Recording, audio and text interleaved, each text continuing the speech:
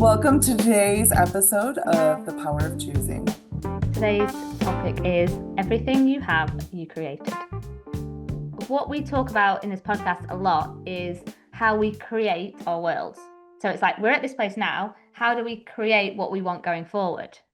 And this topic kind of goes back to what we've had before.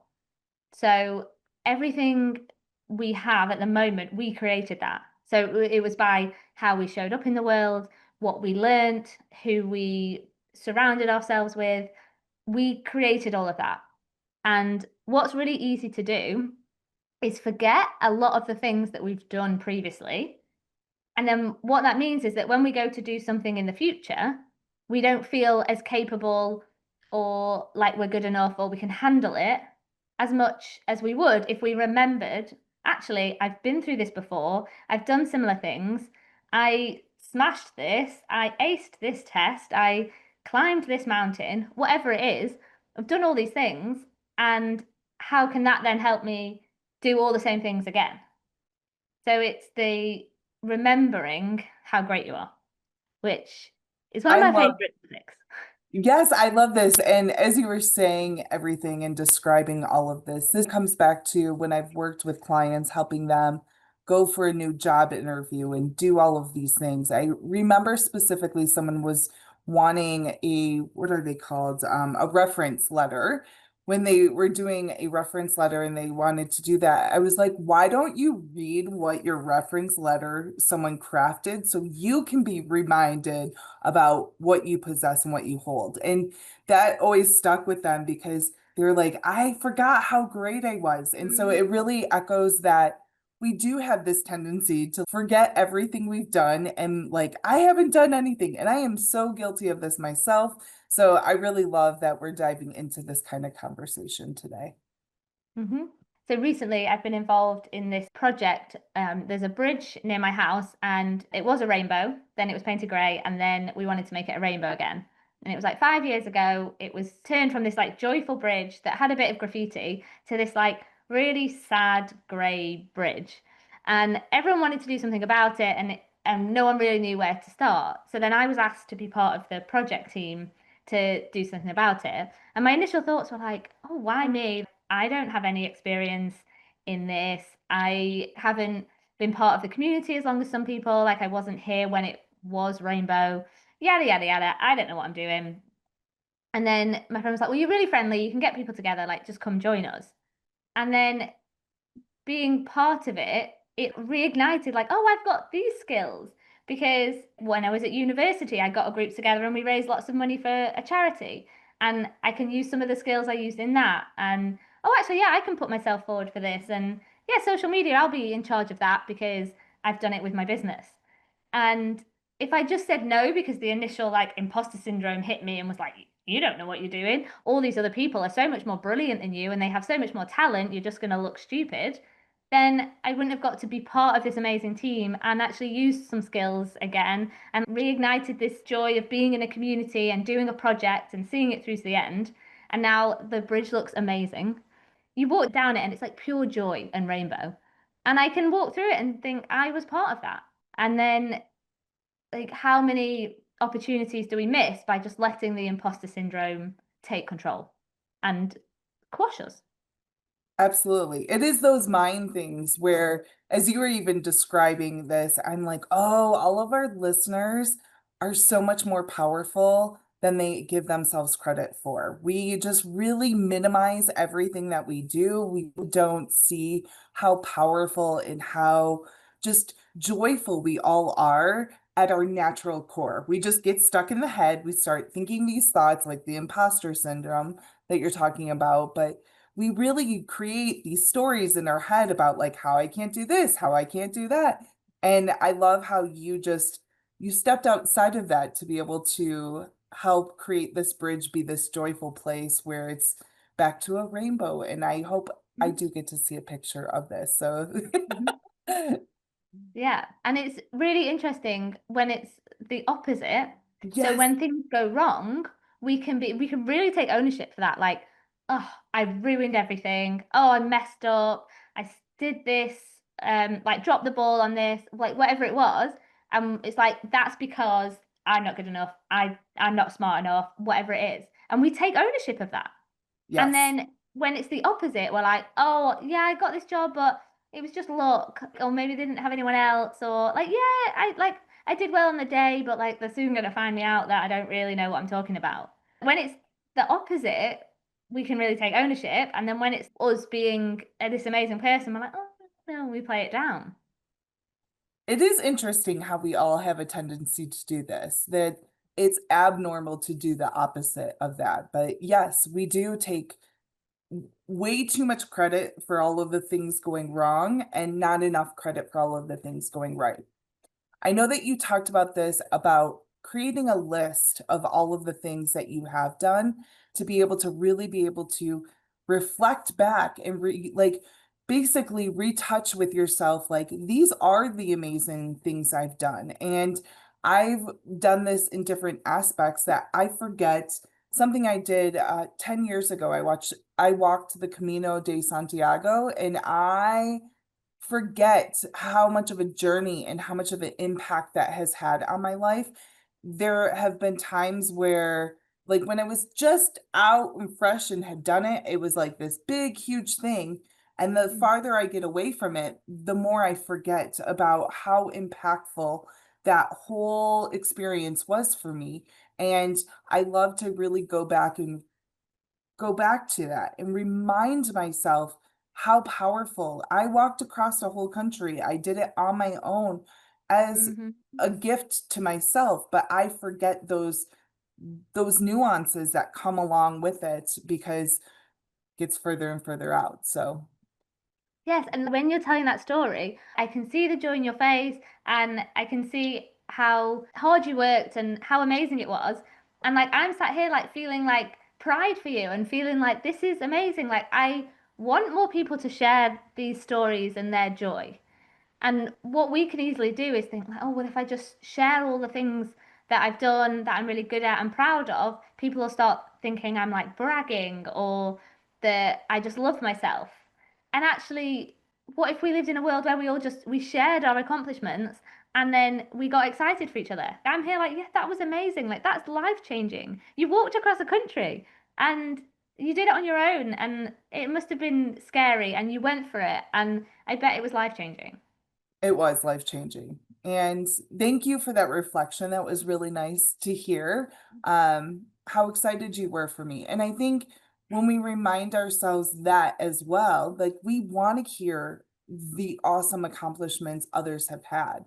And so I Hmm. do like this idea of bragging more about it because we tend not to, because there is that cultural thought like, oh, if I brag too much, they're going to think da da da da da. I don't want to fill in that blank because that's just a story made up. And so, but I do like this for us to really help applaud one another. We enjoy doing that for one another. Hmm. Yeah, and your people will enjoy that for you. So if there's going to be someone out there that's like, oh, she's bragging again, she loves herself, then let them think that like they're not your people. Like your people, the ones that love you, want to hear that and they want to share in your joy.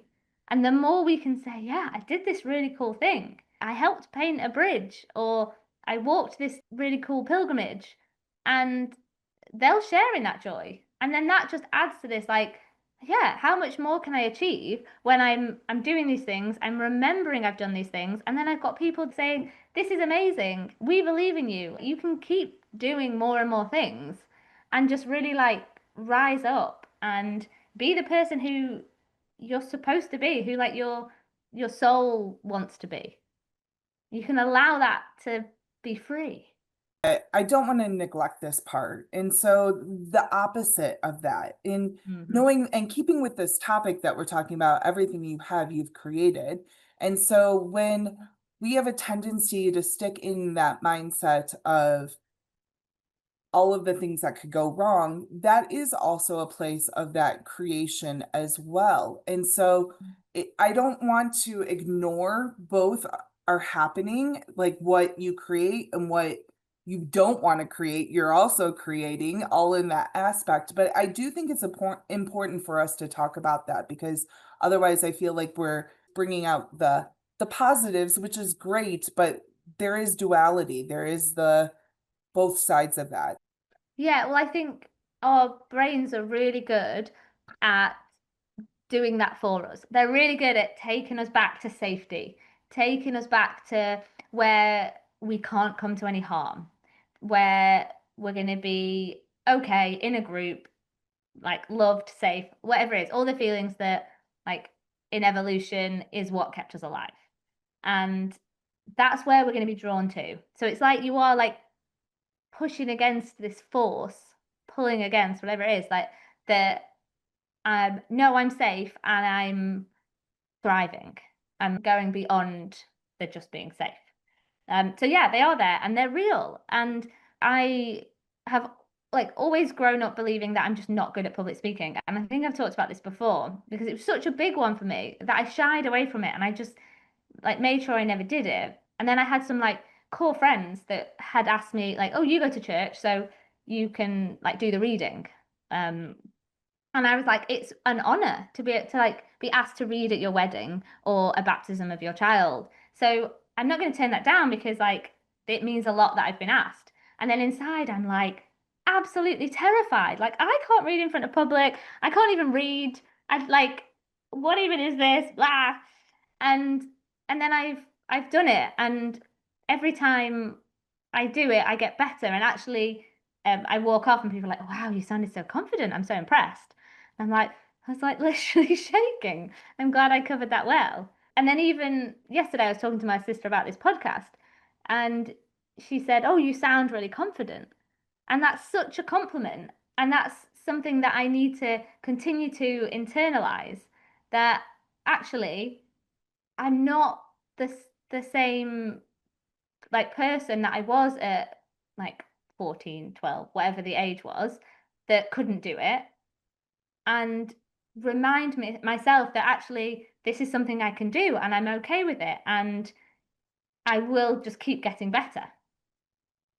Thank you for sharing that because you just did it so eloquently, and I think it was perfectly placed of that story that you created that you can't speak started at 12/14, and you're no longer 12 and 14. So it is that stepping back into a space of like you're being asked and it's an honor. And yes, the nerves are there, but you're still doing it. And you're accomplishing it and continuing to grow confidence in it. Maybe it doesn't feel smooth, but I guess that's why I wanted to bring this up to begin with is yes, we're going to go there where the doubts and the fears are going to creep in and they're present more than the opposite. But both are important to know. Like that's a fear speaking. That's my fear of speaking in public is what's driving it, but that doesn't have to continue to be true. And so I love how this was placed in the sense that both exist and you can keep creating what you do want and stop creating what you don't want and really Mhm. push forward and do that. Yeah, because 12-year-old me would never have dreamed of doing a podcast.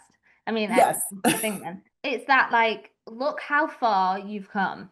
Hmm. And what labels from the past can you drop now? Hmm. Because where you're sitting, the job you're in, all like the relationships you have with your friends and family, they're all things that you have because of who you are and because of what you've done.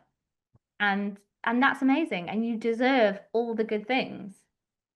So just, yeah, take some time to remember those things. And this also circles back to creating a list and writing down Mhm. so that you can remember what it is that what what accomplishments you have had.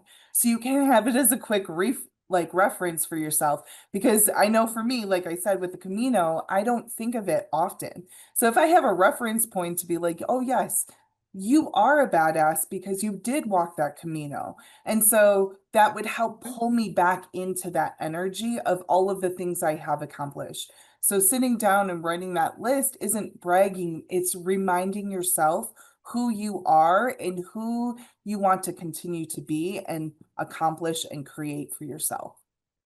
Yeah, I love that. Reminding you who you are and who you want to be. And I had a client, and she came to me because she was living in a hometown, and she really wanted to move out, like get her life started, decide what job she wanted, and she had no idea where to start and what she wanted. And it turns out she just didn't see herself as capable of doing anything really. So we got down to what it was she wanted, and then I asked her about her skills, and she's like, I've really done nothing. Like, I don't think I'm qualified. And like, we dug a little deeper, and it turns out she'd like lived in a different country in Africa and helped all these people by doing these like amazing projects. And like, all these things kept coming out. And by the end of it, I just like, her face had changed, and she sat back and she was like, oh yeah, I've done quite a lot of stuff, haven't I? I'm like, yeah, you have. It's amazing, and you're amazing. And then we did that, and it was just before she had to like write a resume, and her whole resume was changed with this mindset of like, I've done all of these things, so yeah, I can work at your company and I can achieve more because that's the kind of person who I am. And then within a few months, she decided what she wanted, and then had moved to London and was like doing her dream job. She was in it, and it was all just this mindset change that just didn't seem possible from where she was when we started. And it's like the simple things. Let's talk about what you have achieved. Like, oh yeah, you are amazing. Yes. I love that. That is perfect. Mm. What do you want our listeners to take from our episode today? So get your pen and paper as soon as you've listened, or your phone, notes app, and write them down and go for 10. If you think, oh, 10's impossible, keep going, because there will be so many things that you haven't thought about for so long. And write that list and like have that like close to you. Because like guarantee you have done so many things that you might now have forgotten. I And they love don't that. have to be like the big things like I walked the Camino. They can be like I helped like solve a family conflict, or I successfully like figured out who my dream person was and I met them and now we're happily married, or whatever it is for you, like big, small, write them all down, because it's the little things as well that add up to the you continuing to shine and be who you want to be. I love it. Yeah. I love this episode. Just like, Absolutely. you're all amazing. And even if you can't see it yet, like I know you are. I love it. Awesome. Well, thank you for tuning in for another episode of The Power of Choosing. The topic was everything you have, you